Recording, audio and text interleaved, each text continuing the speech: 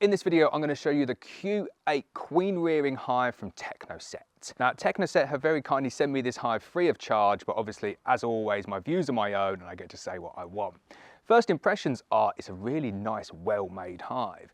Rock solid, really tough, polyurethane insulation, and then it's got like a hard plastic coating around it, very similar to the Anel beehive design. However, this is not just a standard beehive, this is a very specific queen rearing setup. So the idea here is that you have 8 little mini nucs all in one box. Some people like to call that a queen castle, but the Technoset design has a hidden trick up its sleeve, and it's something that I really do like. So let's get inside, take a look at the hive. So it's got a nice simple design, blue and white, and then you can see around the edges, you've got all of these different entrance blocks. So an entrance block there that you can fully close up, and I think you can switch them out for queen excluders as well, and they do just flip down, so you get like little mini landing boards for each of the bees in each of these different compartments. Don't worry, we'll open that up in a bit and you'll be able to see inside. But you can see at the front there, you've got 2 standard entrances as well, and then around this side you've got further entrances, and then on the back you've got another 2 entrances. So the Q8 obviously stands for the 8 entrances around the side, and then you've got the 2 main entrances that work in a slightly different mode. So you can see these entrances here, you kind of pull them down, and then I think you can like chisel out the plastic to run that as like a queen excluder setting. So if you've got like a mated queen in there, you can put it up so the bees can come in and out, but the queen can't. And there's queen excluder settings inside as well that you can use. But if that's not the case, and we'll find out in a little bit, then all that is there is a lovely little landing board. It's quite handy, nice little retractable landing board, good quality plastic there as well. And everything at the moment feels really nice, like good quality plastics, nice and hard. Obviously, I'm going to run this season, see if we can get some queens mated in here. But I like the fact that all of the plastic is really nice and rigid. Now, another nice little design feature here is the straps that they have. That means that the lid's not going to come flying off anywhere. You can see they're really simple to use. You can kind of tighten it up like that if it needs tightening or loosening. And you just want to get it to a point where it's going to kind of create that tension. You can see I've taken too much off it there, so I'm going to put it back down again, and then you'll feel a really nice little click. Very nice and solid. So also you can see on the outside there, you've got some vents. Not a massive fan of vents in the top like that, but of course you can block them off if you need to. But queen mating nucs are slightly different to normal hives, and if you don't give them the chance to be able to ventilate it properly, there is a chance they can abscond. So good idea to have those vents in place. So let's open it up and take a look inside. So the roof comes off nice and easily once you've taken those straps off. And as I said, hard plastic coating, polyurethane insulation in there, so the bees are going to be really well insulated in there. Nice heavy weight, like all of this is good heavy weight. That's not going to blow off anywhere. And for anybody who's used like mini mating nucs before, is one of the problems that they have is that they're super lightweight, very easy to blow away. And even if you just put a brick on them, they can completely go in the wind. So this item here, really nice, definitely not going to blow away anywhere. So taking the lid off there reveals 8 separate little mini feeders. You can see the bees will come up in the middle there, and then you've got access to kind of put syrup in there and to be able to put fondant in there as well. Really nice that you've got individual feeders. And again, the quality of the plastic here, really top quality plastics. Now what you'll see in each one of those pink boxes as well, the pink feeders, is a little queen excluder setting. You've got like a full queen setting, and then you've got a queen excluder setting.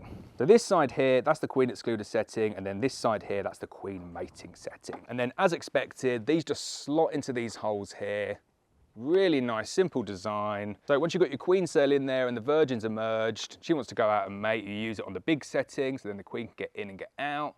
And then as soon as you've got eggs in there, you can take that back out. You want to trap your queen in there, you revert to the queen excluder setting. Really simple and nice design. So then if I flip one of those feeders upside down, you can see that is the entrance slot where all of the bees go up, but they've also got a secondary slot over here.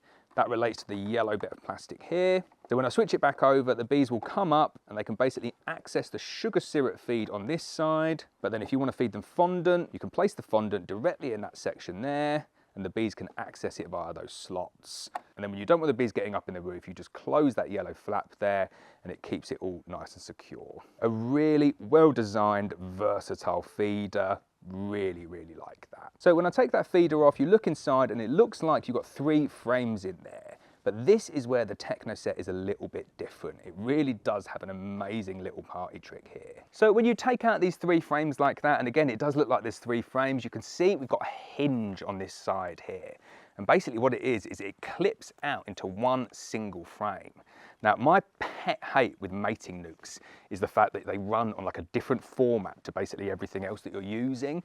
So you might be on like national frames and you're using like little mini mating or mini plus, or you might be on Langstroth frames and you're kind of shaking them into apodeias, and there's no cross correlation between the mini size frames and the big size frames. That's what Technoset have developed here. So they have put together a folding frame that does require like a little bit of work to get them in together, and I'm doing this without kind of any brood or anything in the inside. It might be a bit tricky to do this when they've got brood and bees on them. But basically all three of those sections clip together like that, and that forms a single standard size Langstroth frame. Really, really clever. I do like that development. And what it means is that you can take these frames, you can clip your foundation into them. They take like plastic foundation with wax coating. You can put these frames directly into like a standard Langstroth box, get the bees to draw them out, stick them onto like a brood area, get 10 of these in a single Langstroth box. And then once they're drawn out, they've got brood in them, they've got honey in them, got stores, you can just de-click them again, and you've essentially got all three of your frames ready to go. It means stocking this hive is going to be such a breeze compared to doing like an apodeia or a mini plus, where you've not got that frame compatibility, so you're shaking bees in and trying to get them to feed, really likely that they'll abscond. And for anybody who's used mini boxes before, you will know the earlier that you can get brood in there, the easier it is to get the bees to stay in there. This design means that you're almost certainly going to be able to get the bees to remain in there without absconding.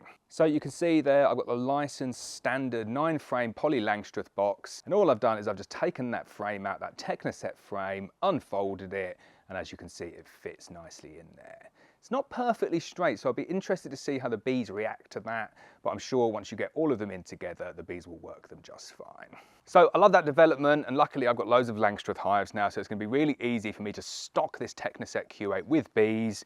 I'll take out all of the frames. There's 8 sections, so I'll have 8 frames. I'll stick them on the top of a double brood Langstroth configuration. I'll feed them up. I'll let the queen lay into this new comb, get it all nicely drawn out, bees and brood and stores, and then I'll collapse them all back down again, and I will stock the Q8. I'll take it to a new apiary, and then I can immediately start raising new queens in here. So that's how I'm going to get it started off, but you'll see in here there's additional flexibility in that system as well. So I've taken all of those feeders off there. I've got 4 sections, each with 1 Langstroth frame split into 3. But if I start taking out these dividers, I can merge all of those frames together there into a single colony. That there is going to equate to a 4-frame Langstroth nuc going into winter. The perfect configuration to overwinter these. So in the first year, they're going to be really easy to set up, but in the second year, they're going to be even easier because I'll be able to overwinter them in this configuration. Now, if you compare that to what you have to do to other little mini mating nucs or apodeias, they're basically only good for the season. You can overwinter them, but you're not going to get a huge amount of success, and it's definitely a faff to overwinter them. The Q8 here does away with all of those issues, and I have to say, I'm really, really excited to give it a go. Now, if I take out all of the frames from that section there, you'll see at the bottom, you've got a really open mesh floor. And again, with small mini mating nucs, this is really important. It means that you're lowering the chances of the bees absconding. And the fact that the rest of the hive is so insulated should mean that the bees are going to really, really like it in here. So putting it back together again is just as simple as taking it apart. Basically pop all of the frames back in like this, and then you just get the plastic dividers, and they just slot straight in like that. Really, really simple. I'm very happy as well that they've used this kind of like solid plastic as a divider. There's no Correx, there's nothing that's gonna buckle.